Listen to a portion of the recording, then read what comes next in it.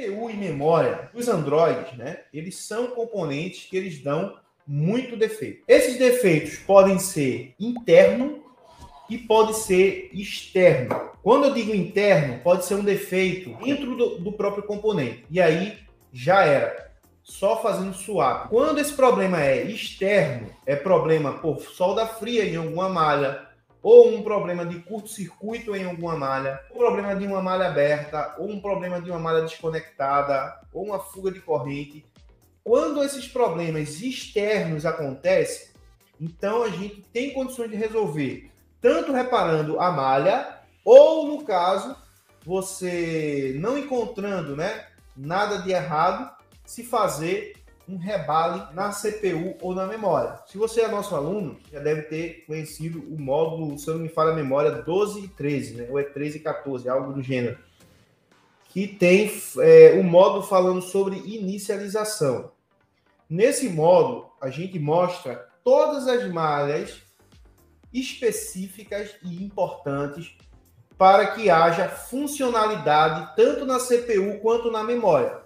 Uma falha em uma daquelas malhas vai acarretar um problema de inicialização, que esse problema pode estar por cristal oscilador, pode estar por Power Manager, pode estar por CPU e SDRAM e também por memória Flash NAND. Quando você pega um aparelho que ele está consumindo e zerando e consumindo e travando, isso são dois sintomas que podem estar relacionados a qualquer um desses componentes.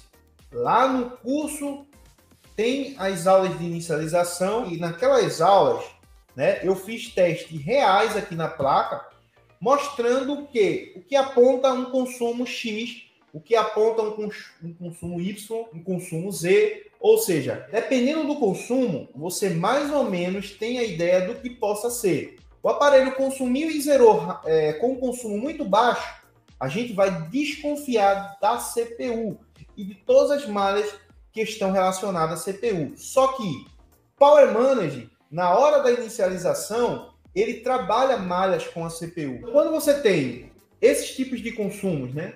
Aparelhos que consomem trava e consomem zero, o correto é você fazer a análise em todas as malhas de inicialização. E o correto é você ter um osciloscópio, porque algumas malhas de inicialização você não consegue medir com multímetro, porque são malhas de tensão digital. Essas malhas têm uma leitura muito rápida, onde o multímetro ele não consegue pegar essa leitura. Para eu remover uma CPU de uma placa de um Android, eu preciso demorar um pouco, adicionando calor na placa. E isso faz com que haja estufamento também na memória.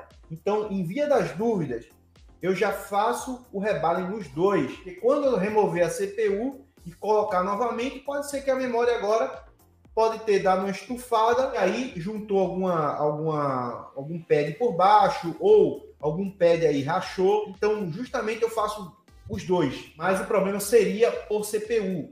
Agora, se eu tenho um problema em uma malha que, digamos que seja uma malha de requerimento do clock, quem que envia o requerimento do clock? Quem que pede o clock para a CPU?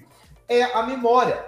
Então, se a malha de requerimento, né, RCLK, se essa malha ela não tem tensão e nem atividade, então o problema está sendo pela memória Flash NAND. E aí o que eu faço? Eu vou fazer o rebale nos dois também, porque os dois são próximos. O problema pode estar por quem? Pode estar pela memória ou pela CPU?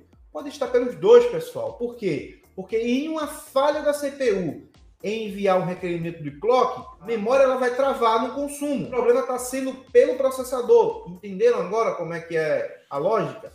Ele vai mostrar um consumo lá de 150 mAh. Aí você dizer, é memória. Sim, é memória. Mas por quê?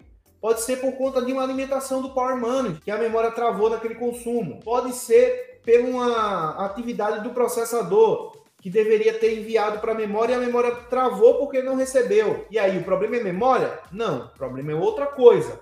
Por isso que é importante se analisar as malhas de inicialização, pessoal. As malhas de inicialização são muito importantes na hora que você estiver analisando um aparelho com esse tipo de defeito. Beleza?